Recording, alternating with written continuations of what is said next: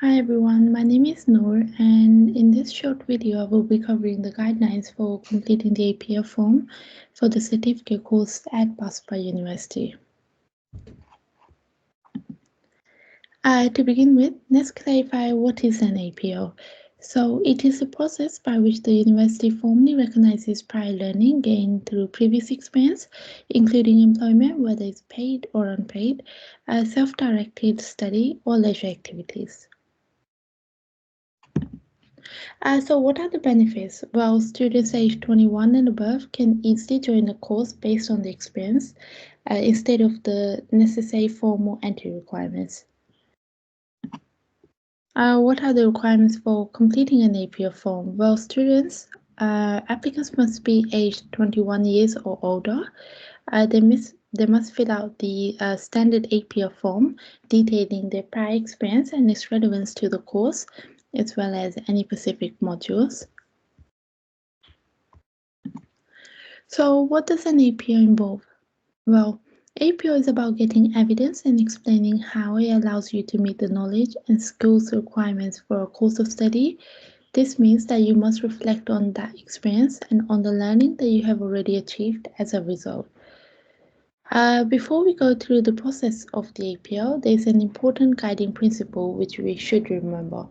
So it is basically what you have learned that is being recognized and not what you have done. So, for example, two people might have done the same experience doing identical jobs, but one might have learned much more from the tasks involved than the other. So people who have learned something are able to use that learning to help them in other related situations. So you need to show relevance of what you have learned from your experiences, not just describe what you have done. This involves reflecting on your experiences and drawing out from them what you have learned, then linking them back to the chosen course of study. What will I be required to do? So, as part of the APEL form, you will be asked to summarize your experiential learning that relates to the course and explain how it has advanced your skills and knowledge.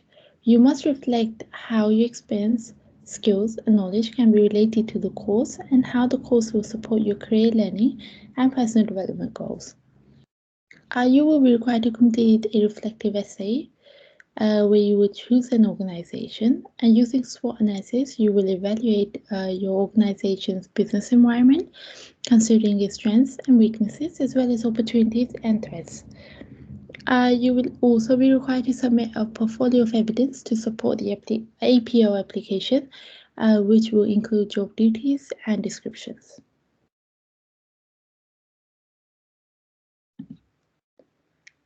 So part one is submission of claim outline. So starting with section A, you are required to fill out students' personal details, which includes their first name, last name, address, telephone number, and email address, which is fairly simple. Moving on to section B, which is about the course applied for. So where it says award, the certificate in higher education will always be ticked since this corresponds to the student's intended level of study.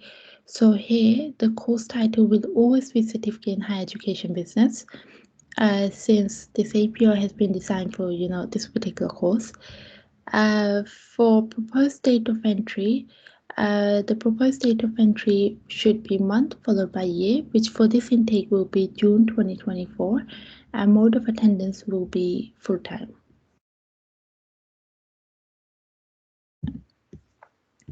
Moving on to section C, the number of credits, which you have to mention under section C. The number of credits for this claim are 120 credits, and the modules for the certificate course will always be listed on the provided template. So we suggest that you use the provided template. The modules are learning in the digital era, entrepreneurial innovation, finance for business, marketing fundamentals, people and organizations. So as you can see, there are 5 modules. Each of the module is worth 20 credits. So moving on to the first writing task, it will ask you to summarize your prior experiential learning, whether it may be career or academic, that relates to your chosen course of study and explain how this has advanced your skills and knowledge. So basically, in other words, please explain in this section how your previous education or work experience is related to the course applied for and how your skills have developed because of your experience. So you have to write a minimum of 200 words in this section. So how to address this question correctly? You must start by introducing the nature of your prior experiential learning and its relevance to your chosen course of study. You must identify and list specific experiences from your career or academic background that are relevant to the course of study that you have chosen. These experiences could include job roles, even projects, internships, volunteer work, and as well as any other significant activities that have contributed to your skills and knowledge in the field. Then describe each experience identified, provide a detailed description, and explain the nature of the experience, including the roles and responsibilities involved. You must then describe the skills and knowledge that you have acquired or developed during this experience, and provide examples to illustrate how you will apply, these skills and knowledge in a practical situation. You must also highlight any achievements or challenges that you have overcome, or any lessons that you have learned during the experience. Then you must relate the experience to the chosen course of study and discuss the relevance of the skills and knowledge gained from each experience to the specific modules covered in the course, and explain how these experiences have prepared you for success in the academic program, and explain how they relate to the learning outcomes of the course that the student is intending to enroll in. Last but not least, you must reflect on how your prior experiential learning has advanced your skills and knowledge, and identify specific skills such as, communication, problem solving, and leadership, and areas of knowledge that you have developed or enhanced through your experiences. Then you will need to discuss how these skills and knowledge have evolved over time and how they have contributed to your personal and professional growth by providing, real life examples of how you have successfully applied these skills and knowledge in various different contexts. It may be within or outside your chosen field of study. So, by following these guidelines step by step, you will be able to provide a more detailed and compelling summary of your prior experiential learning and demonstrate how it has advanced your skills and knowledge in relation to your chosen course of study. So moving on to the second writing task, it will ask you to reflect on your overall experience, skills, and knowledge and describe how it can be related to the course of study applied for and how this course will support your career, learning, and personal development goals. So basically, in other words, you have to explain in this section how the skills from your work experience and education will help your chosen course or your future goals and self improvement. Again, you have to write a minimum of 200 words. So, the best way to address this question is to begin by summarizing your overall experience, your skills and knowledge, and reflecting on your overall, skills that you have acquired throughout your career or academic studies. In this section, you must identify key skills that you have developed over time and discuss how your experiences have contributed to your personal and professional growth and how they have prepared you for further academic study. Then you must explain how your overall experience, skills, and knowledge are relevant to the course of study that you have applied for and discuss how they will complement or enhance your understanding of the course material. So, following this, you must discuss your career aspirations and how the course of study aligns with your professional goals. You must explain how completing this course will basically support your career advancement, whether it may be acquiring new skills, gaining specialized knowledge, or obtaining relevant qualifications.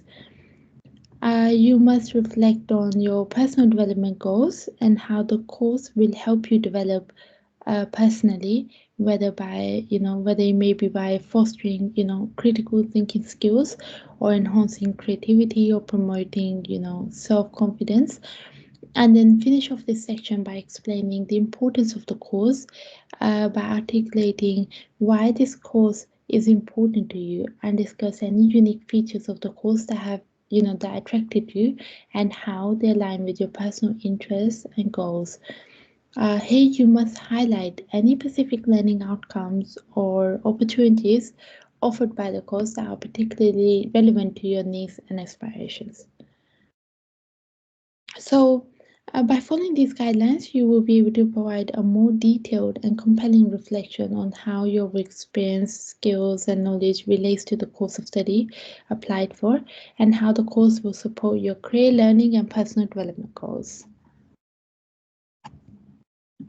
Moving on to part 2, portfolio of evidence. You must submit a portfolio of evidence to support the APEL application, which will include job descriptions and duties. Moving on to the final section of the APEL, which is based on a reflective essay, you are required to select a company that you're familiar with and use SWOT analysis to assess its business environment. So it's where you identify strengths and weaknesses, as well as any opportunities and threats that you may face. So let's start by understanding what is SWOT analysis. So SWOT stands for acronym Strengths, Weaknesses, Opportunities, and Threats. It is basically a strategic planning tool used to identify internal and external factors that impact the company's performance and success. Strengths and weaknesses are internal factors, whilst opportunities and threats are external factors. So how to address this question properly? We have a breakdown of what to include in the introduction part, what to discuss in the strengths, in the weaknesses, in the opportunities and threats, and how to finish off with small conclusion. So I will just take you through this question step by step. So start by introducing the organization that you have chosen for the SWOT analysis. Provide some background information about the organization, its industry, and its primary business activities. Then identify and list the strengths of the organization. So the strengths are basically known as the internal factors that give the organization an advantage over others in the same industry. So here you must consider factors like the company's, strong brand reputation, or even maybe customer loyalty, or their unique selling points, which gives them the competitive advantage. Moving on to the weaknesses, you must identify and list the weaknesses of the organization. These are also internal factors, just like strengths that that may hinder the organization's performance or competitiveness. So here you must consider factors like limited product or service offerings. It may even be weak brand awareness or reputation, as well as poor customer service or support systems. Even employee turnover could be a weakness for an organization too. Moving on to the opportunities, you must identify and list the opportunities available to the organization. So opportunities are external factors that the organization could exploit to its advantage. So here you have to consider factors like market growth or expansion opportunities. Even technology advancements can be seen as an opportunity for most organizations, or any changes in regulations or industry standards. So moving on to threats, you must identify and list the threats facing the company. So these are external factors that could potentially harm the organization's performance or competitiveness. So here you must consider factors like intense competition from rivals or new entrants, or changing consumer preferences or tastes that could possibly, impose threats to the organization. You should finish off by summarizing the key findings of your SWOT analysis with a small conclusion and provide an overall assessment of the organization's business environment. So the word count for this session is maximum 500 words, and by following these guidelines, you will be able to, conduct a more comprehensive SWOT analysis of an organization and provide more valuable insights for the APEL submission. So this is the last part of the APEL form, which requires applicants to sign and date the form after filling it out thoroughly. That's the end of the video. Thank you for watching.